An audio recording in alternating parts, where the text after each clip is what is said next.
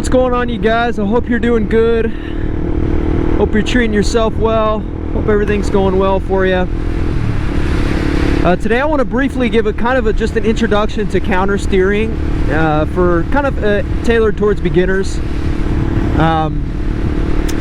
As if you've watched a few of my other videos, you know I have a little bit over a year experience riding now, so I understand the concept of countersteering. I'm not saying I'm an expert on it by any means, but I understand the general physics behind it, and I feel like I can explain it well enough to kind of get the idea out there for beginners. That way they're aware of it, and anybody who's starting riding kind of knows what it is, and they can develop their own thought process behind it, and like kind of just be aware of it in a sense. So what is countersteering? And I'm gonna go to like a parking lot or something here to hopefully explain it a little bit better. But countersteering is basically exactly what it sounds like. Gosh dang, I don't know why my bike's been doing that. There's something I'm doing wrong that's killing it like that, I know for sure. But anyways, countersteering is exactly what it sounds like. You're steering counter to where you want to go. Now, the general consensus among just the populace is that if you want to turn left, you turn the handlebars left, because that turns the wheel left, right? But that's not really how it works on motorcycles, okay? And so that's where the concept of countersteering comes into play. You're steering counter to where you want to turn, so the opposite. There's only really two ways you can go, right or left, okay? So I'm gonna pull up here and stop and just kind of give a little visual with my hands, because I think this is the best, most simplistic way of explaining it, or kind of showing it with a little bit of a diagram or a model in a sense, and then I'll do it on the actual bike. So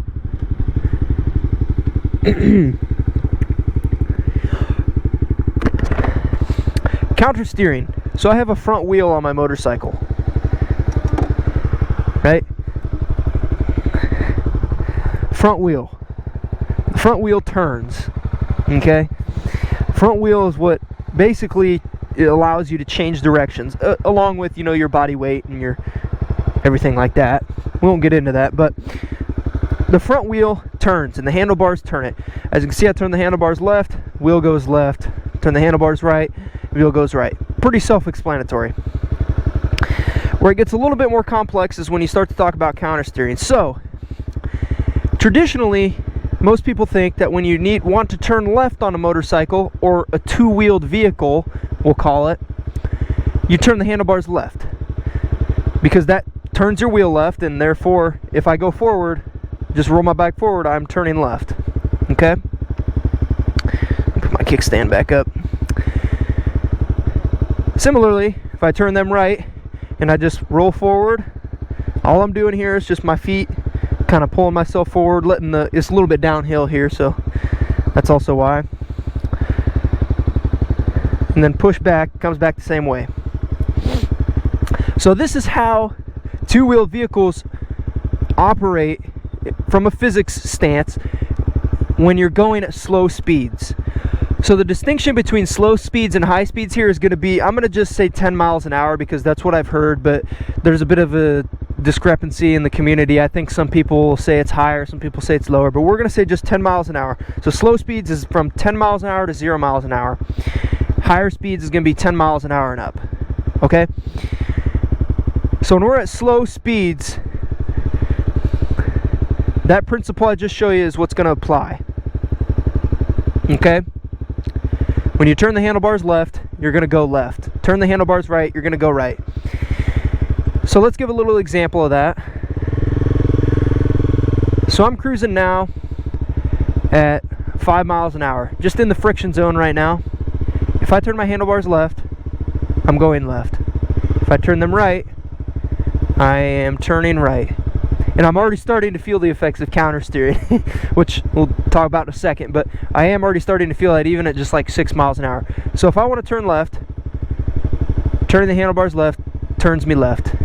Turning right, turns me right. So you can see they're kind of following in unison. It's a direct relationship. If you're a graphical person, you know, direct and inverse relationships, that kind of stuff. You see, I'm turning right to turn right. Turning the handlebars left to turn left. Okay?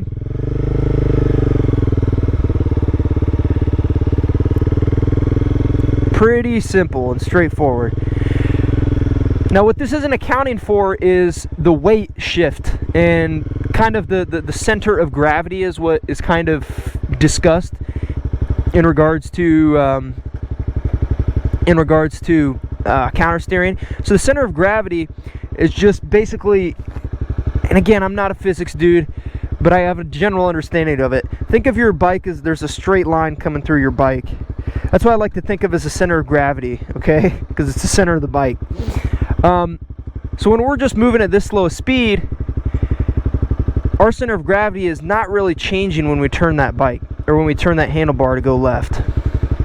Okay, I'm gonna stop there just because I don't know enough about that to kind of go into that, and I don't want to embarrass myself there.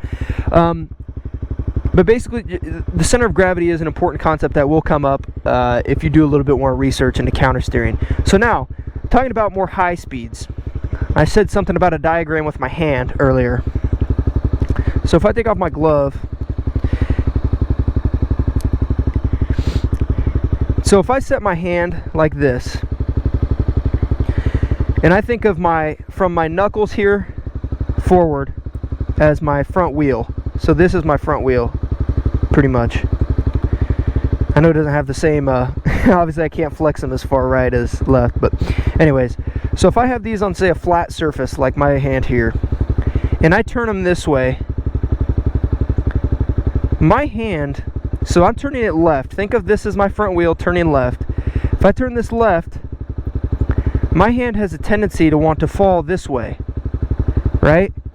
Because I'm turning it left, that's changing my center point from here to here. So I have a tendency to fall. Okay? And if I do the same thing, but just the other way, turn it this way, and again, I can't flex it very far because, you know, they're my fingers. I have a slight tendency to fall that way. The hand has a slight tendency to fall the opposite direction. So think of that image. It may not be the best image, but think of that turning the wheel left, and I'm wanting to fall to the right side. So now let's look at it on the actual motorcycle. And again, this is going to apply when we're at like higher speeds.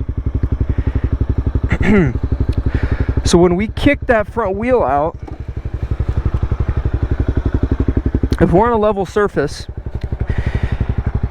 if we kick this front wheel to the left as it is right now, it's the right here, but the left if you're sitting from the rider's perspective, the bike wants to go that way. The bike wants to tilt that way. Okay? Similarly, if we turn it right, so now left here because we're opposite, the bike wants to turn that way. Because the wheel's changing its direction, you're changing the way that the weight of the bike wants to move. Okay? And so that's the general concept to understand here. All right? And you can kind of see it when you're just sitting still. If you just turn your handlebars left, or turn your handlebars right, you can feel the weight shift. Like you almost have to kind of catch yourself with your opposite foot. Again, with turning them left, you can feel the bike have a tendency, it wants to shift that way. So let's get moving, show a moving example. So once I'm moving at, let's see, 11, 12 miles an hour now. So right now, when I'm shifting, I'm kind of just doing this naturally because, you know, I've been riding long enough to do it naturally, but it's just a little bit of a shift in the weight, okay? So if we're going to apply the actual concept of countersteering, if I want to turn left, or bank left, which way do you think I want to push my handlebars? It's the counter direction. So I'm going to turn my wheel actually to the right. So I'm going to turn the handlebars to the right, because remember the wheel handlebars move directly. So I'm going to turn my handlebars to the right, and that's going to turn me left. Okay? And I'm going to try and do this with one hand to kind of show how easily it's manipulated. So if I'm going to turn my handlebars right, what I'm going to do again is turn my handlebars right to turn left. So I'm going to just pull my right hand back, because pulling my right hand back obviously moves the handlebars to the right, because it would be the same. So you can either pull with the right or push with the left, and that's going to turn the handlebars right, which in conclusion is going to turn me left. So I'll show that again here. Going about 11 miles an hour, pull the handlebar right, and I'm turning left. And I'm doing the opposite thing. I'm pushing to turn right. Okay?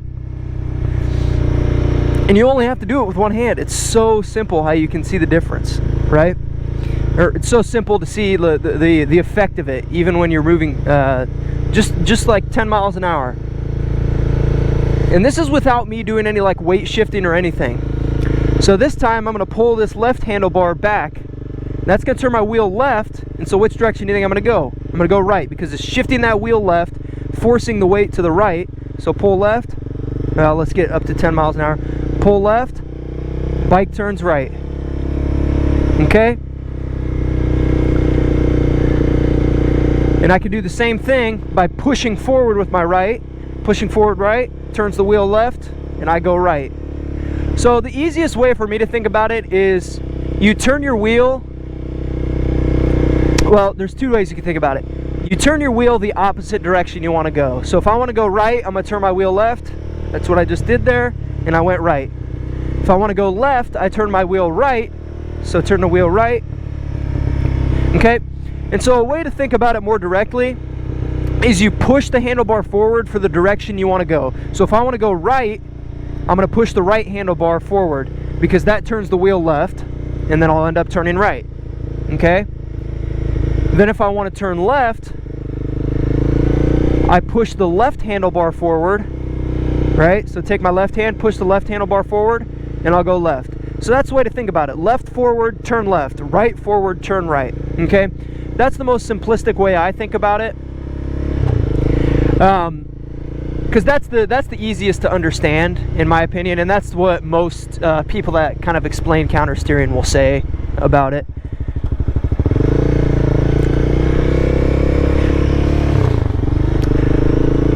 So that's the general concept of countersteering, and there's a lot of physics that go into it that I don't fully understand. But if you just kind of grasp that simple concept and are aware of it, you can be you can be a lot more effective as a rider on the road, okay?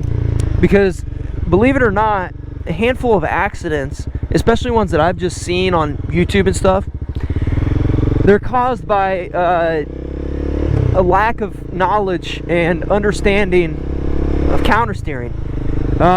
Because a lot of times when people are in turns and then they see a threat coming, say it's an oncoming lane, and they need to turn sharper, and then they panic and turn the handlebars to the direction that they want to go. So say they wanted to turn sharper right, they turn the handlebars right. Well, by what I've just kind of explained to you guys, turning the handlebars right is actually going to move you left when you're in that speed. Okay?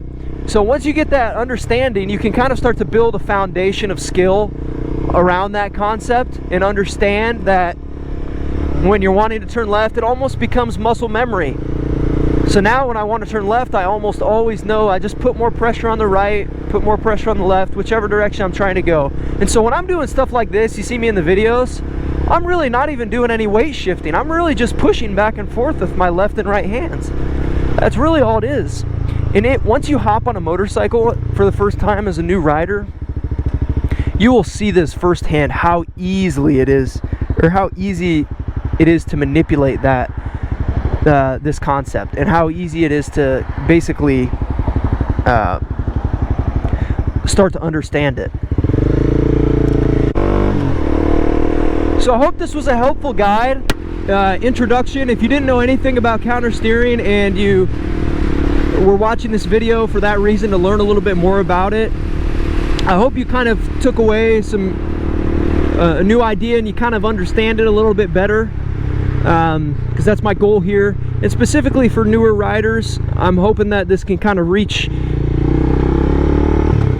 that audience and educate you just on the simplistic nature of, or just the simple foundation of countersteering. Again, there's a lot more complex videos out there, most likely, that detail it a lot better, give you a little bit more physics behind it.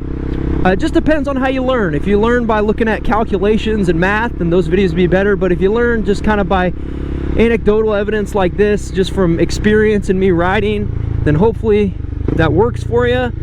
I'm gonna try and link a video in the description that I actually watched and found to be very, very helpful. It was actually probably the first video I watched that introduced me to countersteering, and it explained the concept very well. It was actually, unfortunately, a pretty bad crash that happened with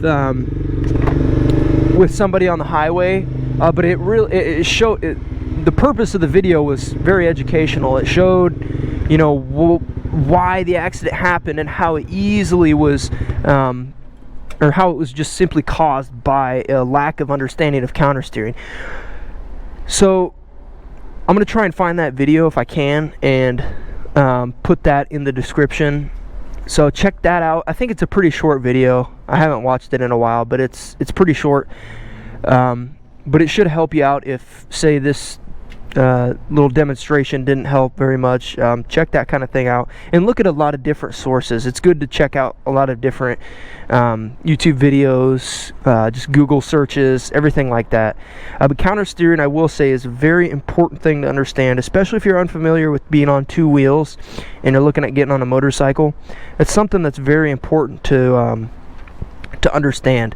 It's a fundamental skill, and because it's really important for turning on a motorcycle, which is something that ends up being kind of difficult for new riders to learn. And so, again, I hope you guys found this useful, informational. And if you have any questions about anything that I mentioned or whatever, just let me know. And yeah, take it easy, guys. Have a good day.